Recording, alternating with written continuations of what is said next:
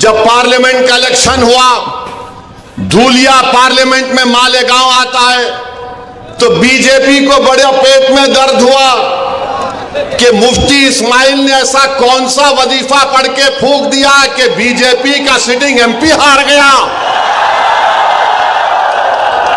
ताई जीती नहीं जीती?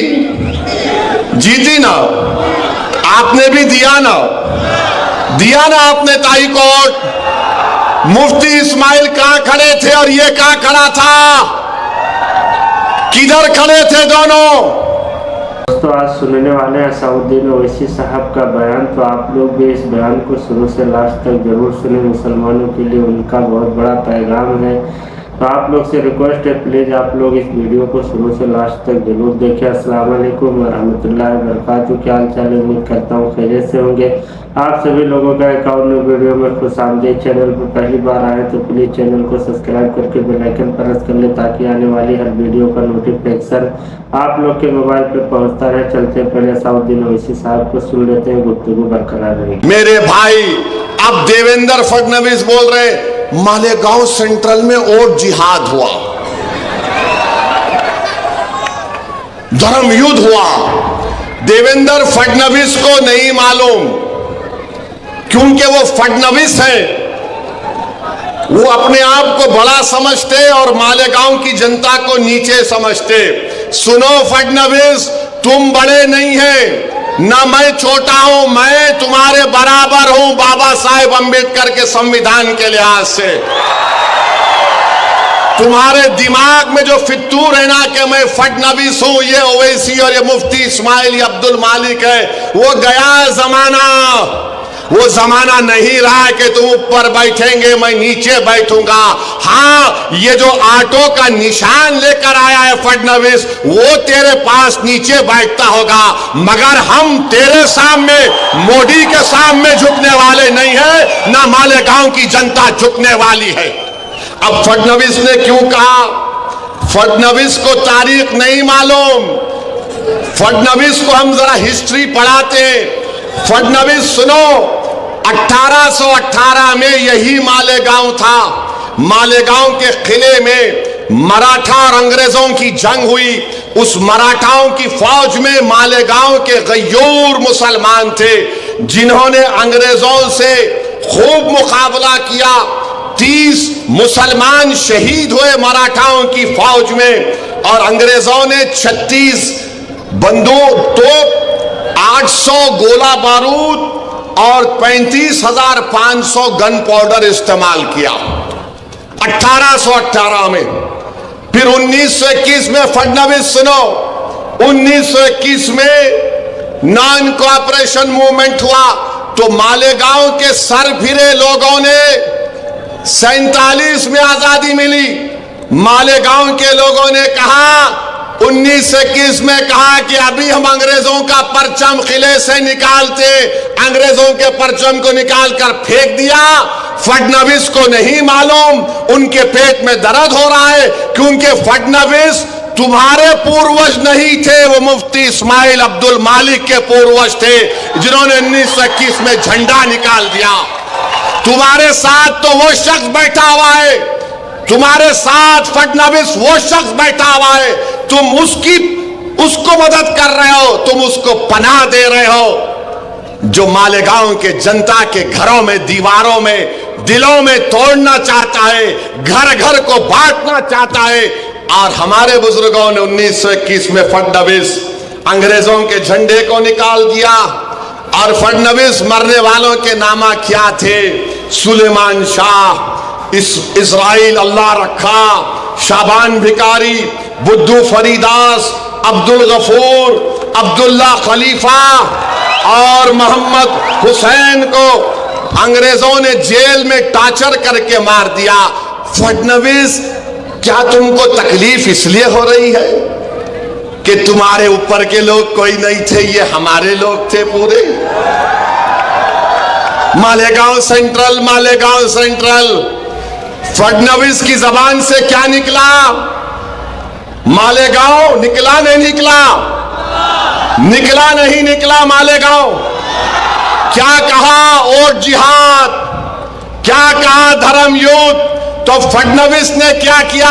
अपने मोहरे को सामने कर दिया और मालेगांव की आवाम के सामने फडणवीस ने अपने मोहरे को, क्योंकि पार्लियामेंट का बदला लेना है, क्योंकि आपने बीजेपी को हरा दिया था, तो फडणवीस, शिंदे और अजित पवार ये चाह रहे कि पार्लियामेंट में तुम हमको हराए ना, अब हम हमारे मोहरे को सामने करेंगे ताकि दोबारा मुफ्ती इस्माइल मालेगांव के इत्तेहाद की ताकत पर कामयाब ना हो सके।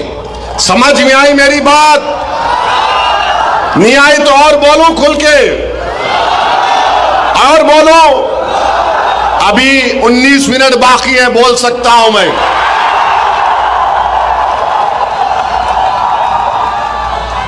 तो ये बीजेपी, आरएसएस और मोदी को सबसे पूरी ज्यादा तकलीफ इस बात की है कि हम धूलिया कैसे हार गए, ये मालेगांव सेंट्रल वालों ने क्या काम कर दिया।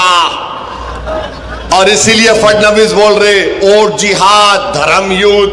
अब ये और जिहाद धर्म युद्ध के माने मेरे को नहीं मालूम, मुझे इतना मालूम है कि 20 तारीख के दिन मालेगांव की आवाम अपने वोट की ताकत पर फडणवीस के मोहरे को हराएगी इंशाअल्लाह ताला। मुझे इतना मालूम कि मालेगांव की आवाम सुलेमान शाह, इजराइल अल्लाह रखा, शाबान बिखारी, बुद्धू फरीदास, अब्दुल गफूर की कुर्बानियों को ताजा कर देगी और शिंदे और अजीत पवार के चमचे को जीतने नहीं देगी इंशाअल्लाह ताला। जिस तरह इन हमारे शहीदों ने अंग्रेजों के झंडे को निकाल कर फेंक दिया, हम दोबारा यहां पर मोदी, अमित शाह, शिंदे, अजीत पवार का झंडा छुपा कर आने वाले को मालेगांव की सड़कों पर, मालेगांव में उसका झंडा लहराने नहीं देंगे, नहीं देंगे, नहीं देंगे।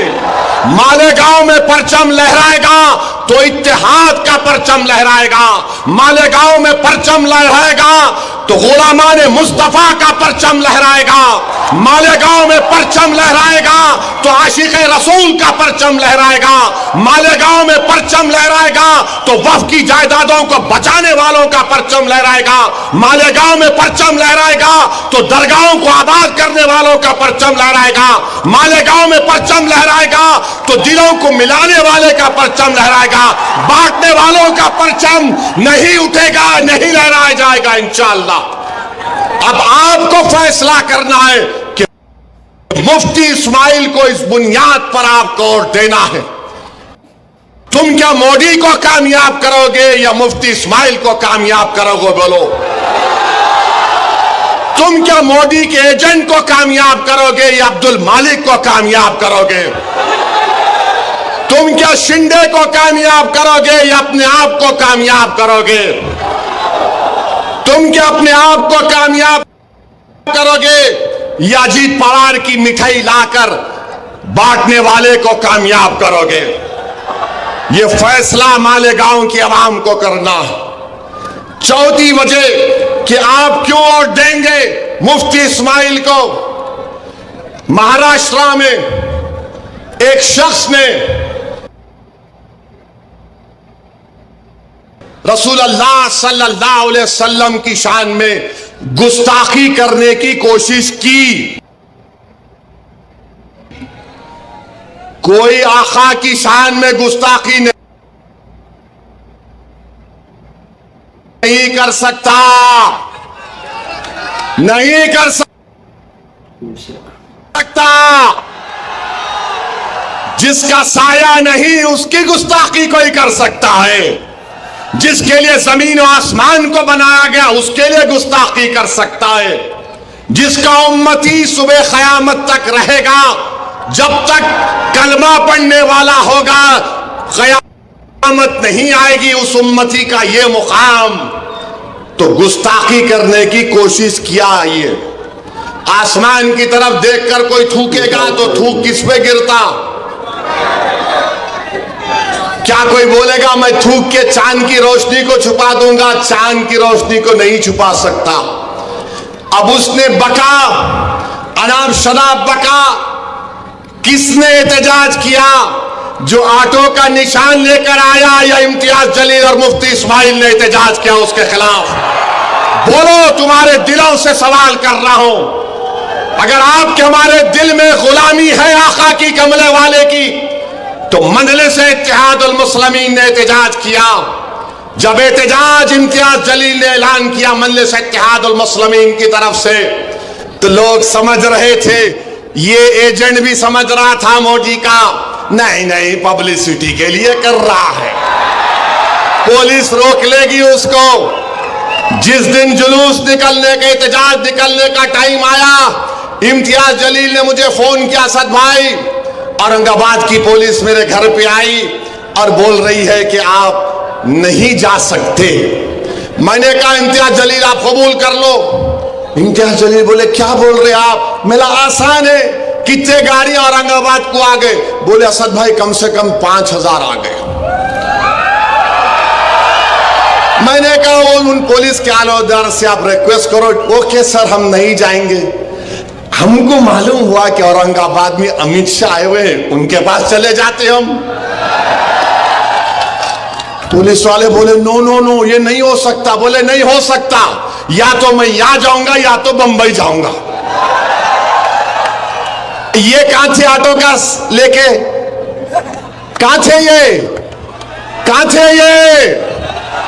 तुमको मोहब्बत नहीं है, नामूसे रिसालत पर तुम्हारी जबान को ताला पड़ गया था मोदी की तरफ से, तुम्हारी जबान नहीं खोल रही थी। मालेगांव से भी कई गाड़ियां आई औरंगाबाद को, कम से कम 170 गाड़ियां आई थी, मगर ये कहां थे? ये प्यारे साजिश कर रहे थे कि कैसे मालेगांव में मोदी के परचम को लहराऊं, अजीत पवार की मिठाई खाऊं और शिंदे को कैसे लाऊं। मेरे भाई ये फर्क होता है एक आशिक़े रसूल में और एक सिर्फ जबानी दावा करने वालों में। इम्तियाज जलील ने जुलूस निकाला और महाराष्ट्र की तारीख में एक पुरअमन जुलूस निकला। लोग समझ रहे थे कि दंगा होगा, मगर जो आशिक़े रसूल होता है, जो मदीने के बाजारों में बिक जाता है, उसको कोई खरीद नहीं सकता। मेरे भाई जुलूस निकला, एहतजाज हुआ, दुनिया ने देख लिया। आप कहां थे? ये कहां थे? नजर नहीं आए। हम आपसे वादा कर रहे हैं मुफ्ती इस्माइल इंशाअल्लाह आपके इत्तेहाद, आपके सियासी शऊर पर कामयाब होंगे तो मजलिस इत्तेहादुल मुस्लिमीन के एमएलए जब महाराष्ट्र की विधानसभा में जाएंगे, हम एक प्राइवेट मेंबर्स बिल असेंबली में देंगे कि किसी भी मजहब के बड़े रहनुमा या जो भी है उनके बारे में कोई भी अनाप शनाप बकेगा, वो नॉन बेलेबल ऑफेंस होगा, उसको नोटिस नहीं गिरफ्तार करके जेल को भिजाना चाहिए। ये काम हम करेंगे। दूसरा हम ये काम करेंगे कि मराठा रिजर्वेशन का मुतालबा करेंगे। अब फडणवीस को बात समझ में आई नहीं आई नहीं मालूम, मगर ये हमारी तारीख है। इस बुनियाद पर भी आपको मुफ्ती इस्माइल को वोट देना है। पांचवी बात यह है कि अब्दुल मालिक पर गोली कौन चलाया? अब्दुल मालिक पर गोली कौन चलाया? बोलो कौन चलाया? डरना नहीं, जबान को नकारा कल बनाकर पुकार कर बोलो कौन अब्दुल मालिक पर गोली चलाया? उसका नाम क्या है? बोलो। क्या तुम मालेगांव में गोली चलाने वाले को वोट दोगे या जो गोली खाकर कानून का लिहाज रखने वाले का साथ दोगे? बोलो। तुम गोली चलाने वालों का साथ दोगे, तुम जालिम का साथ दोगे या तुम मजलूम का साथ दोगे?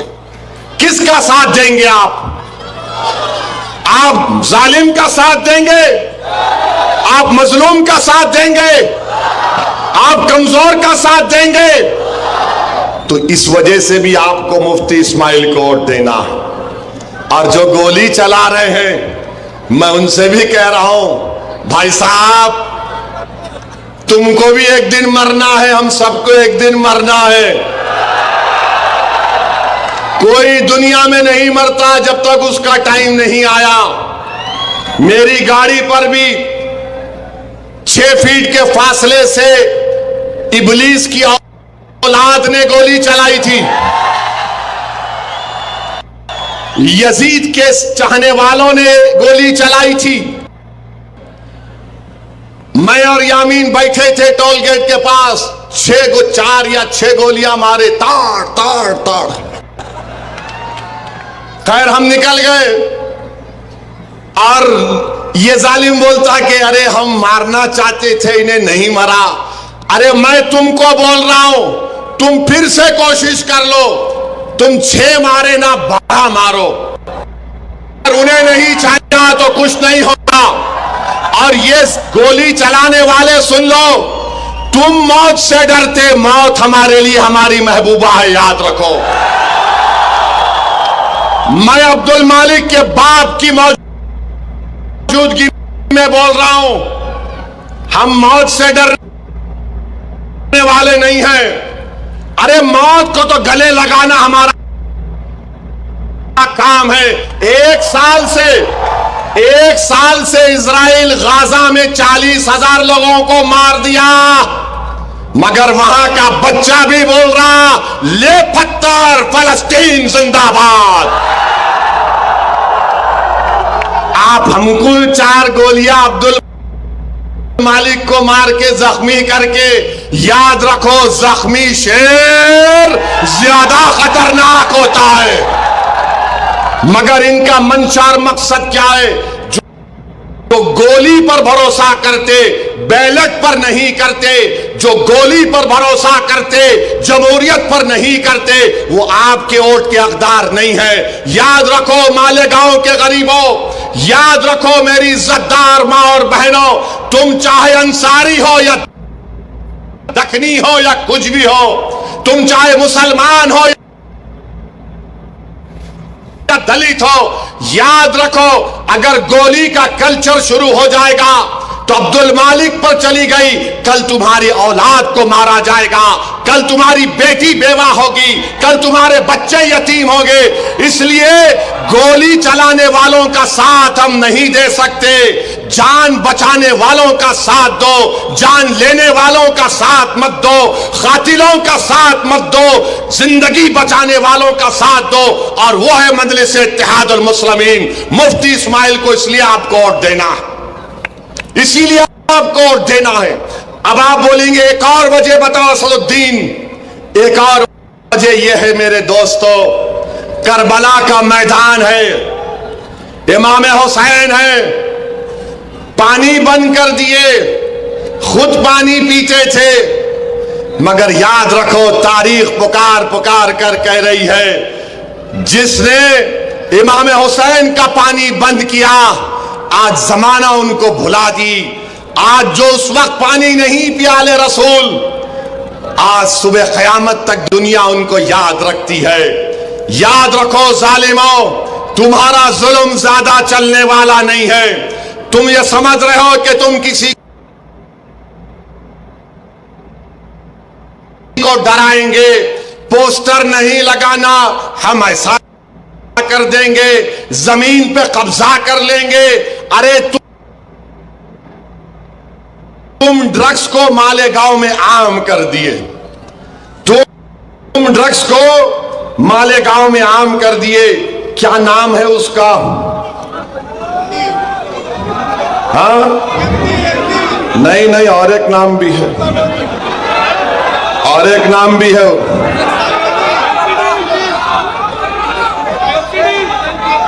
हाँ ये जो ड्रग्स को क्या बोलते हैं? हाँ ये बहुत से नाम है उसके। एक नाम ऑटो भी।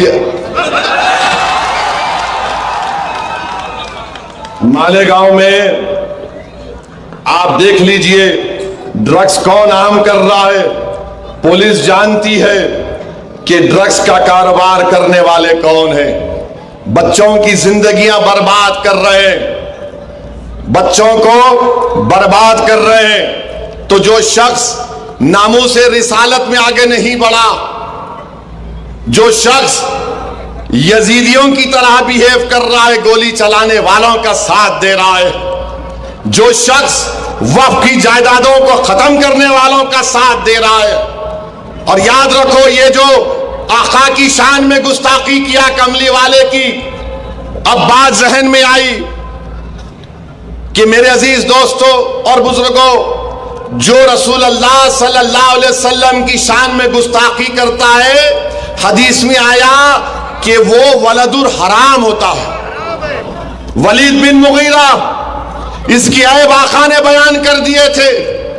अब जो एहतजाज नहीं किया, तो क्या तुम उससे भी मिले हुए हो प्यारे? क्या तुम उससे भी डील कर लिए क्या?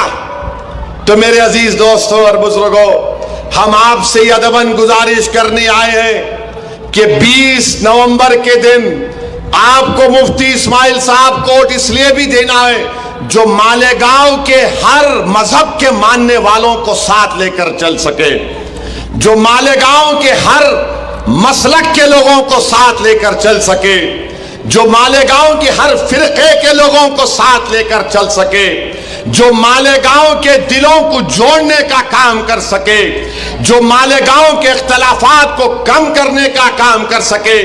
ये काम सिर्फ मजलिस इत्तेहादुल मुस्लिमीन कर सकती है।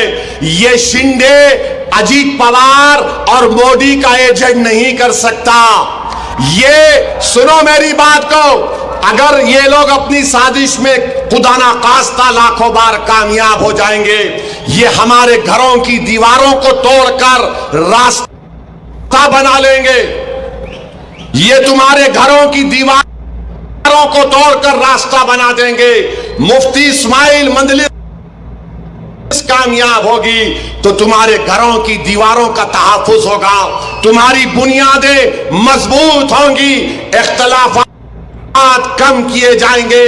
मैं आपसे दरखास्त कर रहा हूं कि मोदी, अमित शाह, अजीत पवार और शिंदे के मोहरे को कामयाब होने मत दीजिए। वो आपके वोट का मुस्तहक नहीं है। मुफ्ती इस्माइल कोई फरिश्ता नहीं है, ना मैं कोई फरिश्ता हूं, मगर जितनी बातें मैं आपके सामने रखा हूं, बताओ एक बात जो मैंने कही कि तुम क्यों देना चाहिए और क्यों उनको नहीं देना चाहिए। एक चीज बताओ मुफ्ती इस्माइल में, बताओ, कोई बता सकता है? शिकायत होगी, मगर यह तो नहीं है कि मुफ्ती इस्माइल मोदी, अमित शाह, शिंदे, अजीत पवार का मोहरा है। ये तो नहीं बोल सकते कि मुफ्ती इस्माइल ने नामूस रिसालत के बारे में एहतजाज नहीं किया। ये तो नहीं बोल सकते कि मुफ्ती इस्माइल और मजलिस इत्तेहादुल मुस्लिमीन कभी भी बीजेपी, अमित शाह, शिंदे और अजीत पवार का साथ देगी। और हद तो यह है, यह कौन सी महाविकास अघाड़ी है? कांग्रेस भी लड़ रही है, समाजवादी भी लड़ रही है। ये क्या हो रहा है? कौन सा तुम्हारा गाड़ी है? मकसद क्या है कि मोहरे को जिताया जाए, तुम्हारे इत्तेहाद को तोड़ा जाए, तुम्हारे इस बरसों की मेहनत पर पानी फेर दिया जाए। आज मालेगांव एक तारीखी मोड़ पर आया। 20 तारीख या जालिमों से पंजा आजमाई करने वालों का आप साथ देंगे। 20 तारीख इस बात को तय करेगा कि कोई इमाम हुसैन का परचम उठाने वाले का आप साथ देंगे, या यजीद इस बात को तय करेगा कि मालेगांव का इत्तेहाद मजबूत होगा या मालेगांव का इत्तेहाद कमजोर होगा। 20 तारीख इस बात को तय करेगा कि क्या जालिम को वोट पड़ेगा, लश्करों का जो मोहरा बनकर आ रहा है उसका आप साथ देंगे। 20 तारीख इस बात को तय करेगा कि आप दिलों को मिलाने वाले का साथ देंगे या दिलों को तोड़ने वाले का साथ देंगे। 20 तारीख इस बात को तय करेगा कि अब्दुल मालिक को इंसाफ मिलेगा या फिर और ऐसे अब्दुल मालिक पर गोलियां चलाई जाएंगी। 20 तारीख इस बात को तय करेगा कि मालेगांव में जो लोग नशा दे रहे हैं, ड्रग्स दे रहे हैं, हम उनका ताक़ुब करेंगे या फिर वो हम पर हावी हो जाएंगे। 20 तारीख इस बात को तय करेगा कि अगर दोबारा महाराष्ट्र में कोई नामूसे रिसालत पर कोई बकवास करेगा तो हम एहतजाज करने वालों का साथ देंगे या फिर जालिमों से जाकर हाथ मिलाने वालों का साथ देंगे। तो बताओ मालेगांव की आवाम, बताओ मेरी मां और बहनों, किसका साथ दोगे आप? किसका साथ दोगे आप? बताओ, हाथ उठाकर बताओ। मुफ्ती इस्माइल का साथ देंगे। दोस्तों, आप लोग को कैसा लगा सऊद्दीन ओवैसी साहब का बयान सुनकर के नीचे कमेंट बॉक्स में अपनी राय जरूर दें और आप लोग अपने वोट का सही इस्तेमाल करें ताकि बाद में अफसोस ना करना पड़े। और आप लोग नेक्स्ट किस टॉपिक पे वीडियो देखना चाहते हैं नीचे कमेंट बॉक्स में अपनी राय जरूर दें। आप लोग से फिर मिलते हैं किसी नेक्स्ट वीडियो में। अल्लाह हाफिज।